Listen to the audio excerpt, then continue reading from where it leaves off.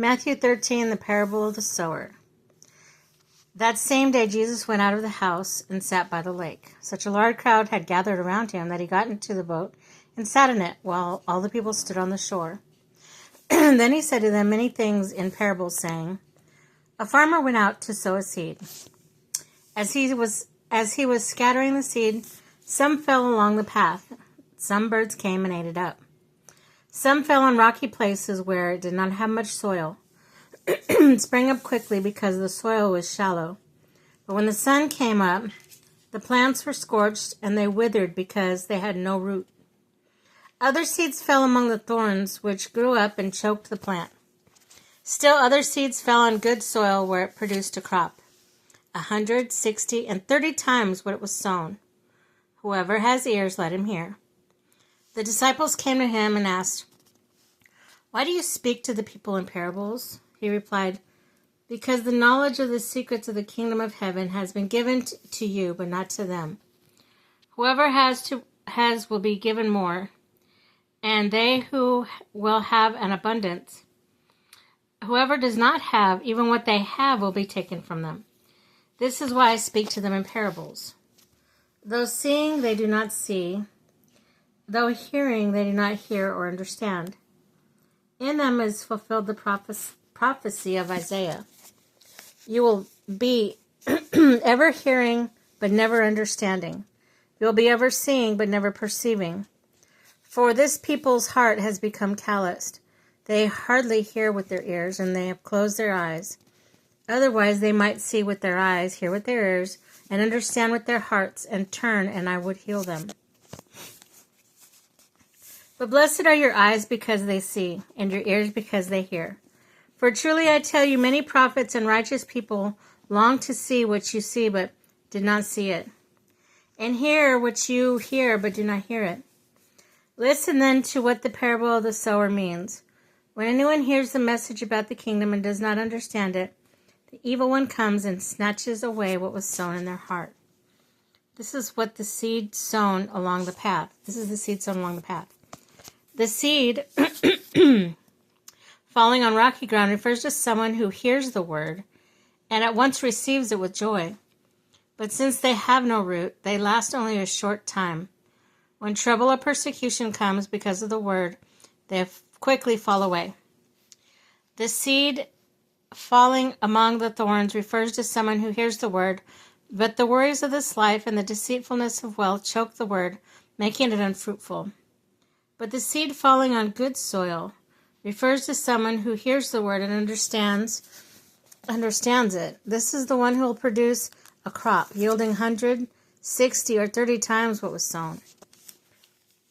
The parable of the weeds. Jesus told them another parable. The kingdom of heaven is like a man who sowed good seed in the field.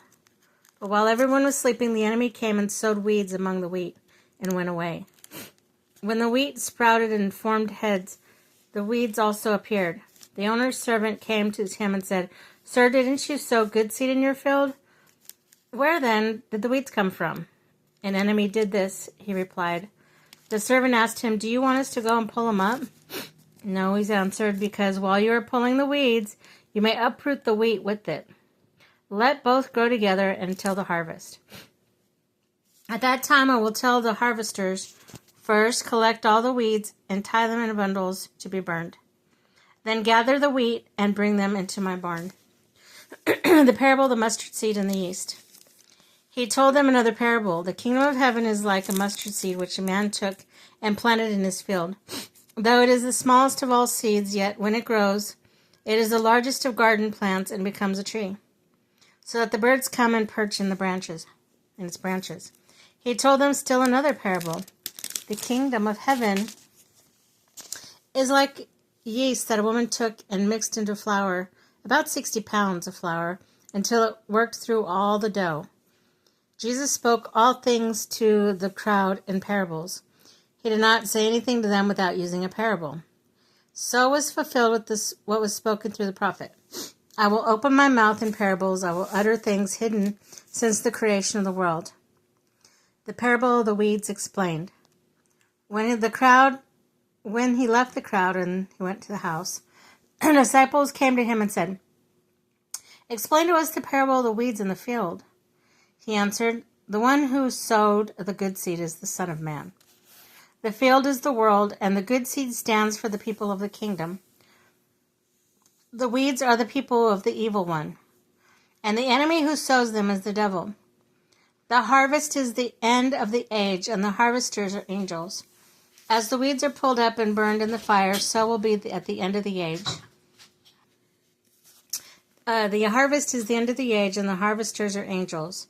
As the weeds are pulled up and burned in the fire, so will be at the end of the age. The Son of Man will send out his angels, and they will weed out of his kingdom everything that causes sin and all who do evil.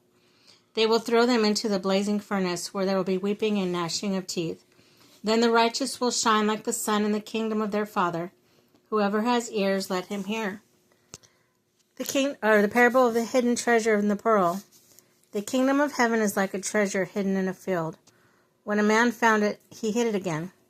And then joy went and sold all he had bought in that field.